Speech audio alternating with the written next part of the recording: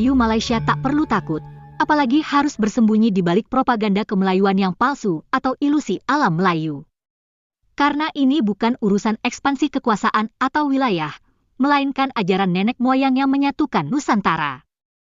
Kita mau menyimak sejarah kehebatan Nusantara dengan prinsip Bhinneka Tunggal Ika. Prinsip inilah yang menopang Indonesia hingga sekarang. Ada video yang luar biasa yang dibuat oleh lembaga penyiaran Singapura. Berikut ini adalah cuplikannya. My name is Peter Lee. I'm a Singaporean scholar of Peranakan descent. Chinese with a dash of Malay blood. I celebrate being mixed up. It's right in my DNA. In this episode, I'm traveling to Indonesia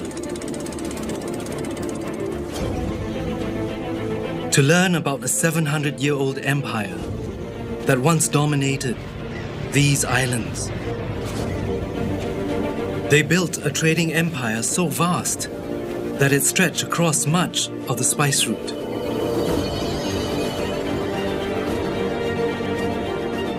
Teks Sutasoma ini menceritakan tentang pengembaraan Pangeran Sutasoma. Dalam pengembaraan itu dia melihat berbagai hal gitu. Sutasoma was an Indian prince with no interest in ruling, so he left his kingdom to travel. One story records a clash between religions. So this is the famous Bhinneka Tunggal Ika. Yes. That's wonderful.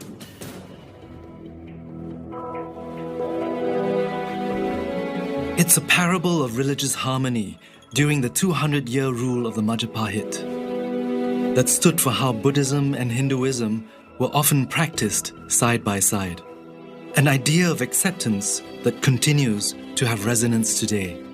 The Majapahit is said to have been the first kingdom to unite the diverse archipelago.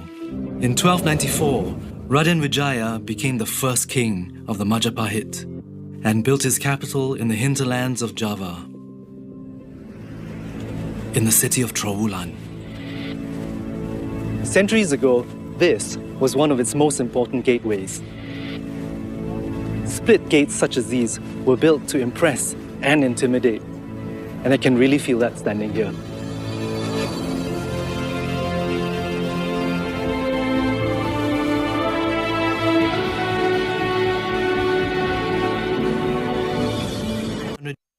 Thailand dari Sokotai. Sokotai itu hiasannya biasanya umumnya tuh gambar ikan. Kalau misalnya dia berwarna merah, ya. Ini dari Vietnam. Memang yang paling dominan keramik-keramik Cina, dari Loncuan, dari Cindengchen, dari Fujian, Dehua, Wow. dari Guangdong. I'm blown away by how cosmopolitan the Majapahit were. Religious and ethnic tolerance, combined with its strategic location, were the building blocks for an empire.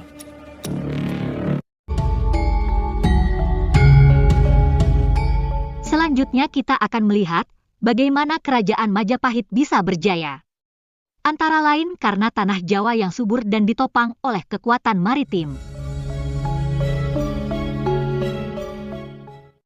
I'm in Java, exploring how the Majapahit grew into an empire. Just look at this, the quiet majesty of rice fields and volcanoes. This island is part of what geologists call the Ring of Fire. Of the 130 active volcanoes in Indonesia, the largest cluster exists here in Java. So the people have lived here for centuries on that very fine line between sublime beauty and utter destruction. It was this particular geography that gave the Majapahit a great advantage.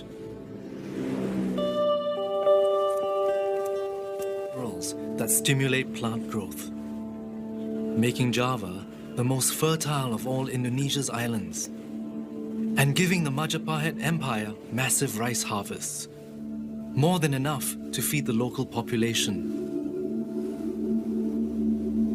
and trade with merchants from the Spice Islands, who would travel here on monsoon trade winds that blew from the east between June and September.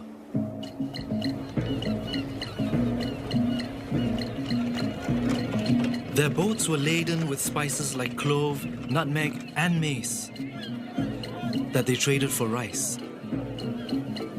They would sail home when the winds changed direction 3 months later. These west winds brought a new set of merchants who came to Java to trade their porcelain, beads, and textiles for spices. This trade turned Java's coastline into thriving trade ports. Religious and ethnic tolerance and its location at the center of a major trading route resulted in a blending of cultures that powered the Majapahit Empire. But it was a legendary prime minister who led the empire to its golden age in the 14th century. The elephant general Gajah Mada, who some say made an oath that he would not taste spice until all of their outer islands were under Majapahit rule. True to his word, in 1331, he consolidated the empire's hold over eastern Java. In 1343, he conquered Bali and continued eastwards. By the mid-14th century, Majapahit's tributary states were said to stretch from New Guinea to parts of the Malay archipelago. With extensive trade links, the empire grew richer and richer, and the extravagance of the royal court knew no bounds. Under King Hayam Wuruk, a great patron of Indonesian arts, the empire built a rich cultural heritage that is beloved and practiced even today. Something I want to experience firsthand.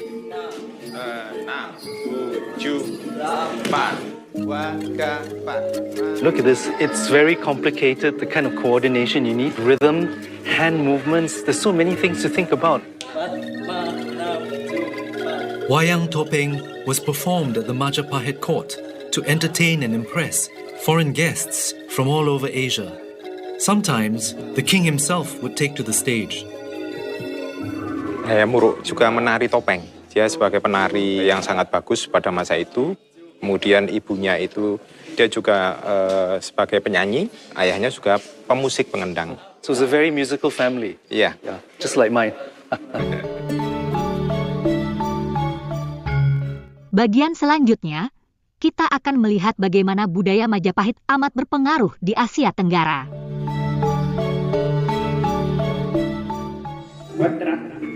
A big favorite were tales of the fabled Javanese prince Panji. Panji travels to get hold of a heavenly flower only given to the pure of heart, a gift for the lady of his dreams. But his arch nemesis, King Kalana, has other plans.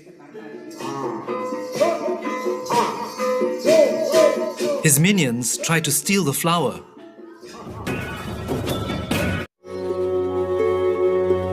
The Panji stories are great love epics.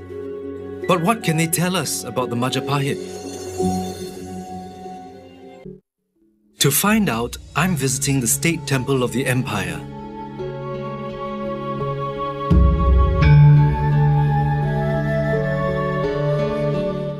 Candi Penataran,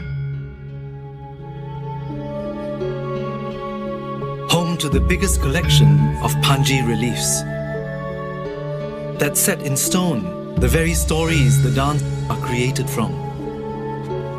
I'm going to play this sort of game with myself, trying to guess what these stories are all about.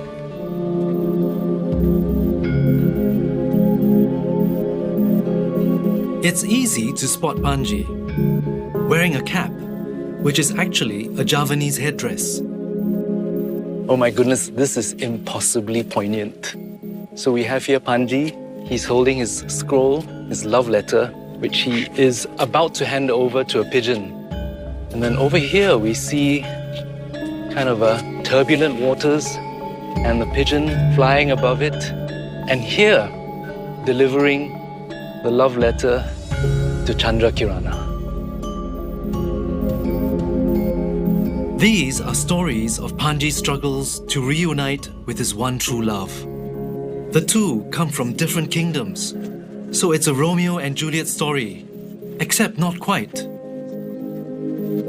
This is so beautiful. It is so charming and tender, and I think it marks the end of the story, the finale, the reunion of the lovers. These stories weren't just popular in Indonesia, but also in continental Southeast Asia, evidence of the Majapahit's cultural influence. But the way it was carved in stone at the state temple suggests that the great love story of the popular hero Panji was also used as a political symbol of unity between different peoples. Under Hayam Wuruk, Majapahit's celebrated king, the empire became greater than ever. Saya berharap dengan Bhinneka Tunggal Ika, konsep agung di zaman Majapahit, ini jawabannya adalah sebuah empati.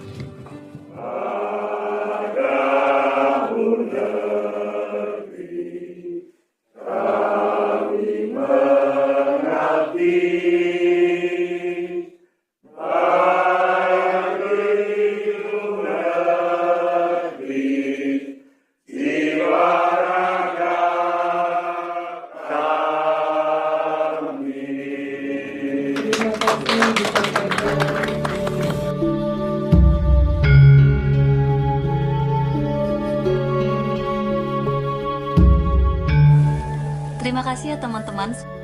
Semoga bermanfaat dan sampai jumpa lagi.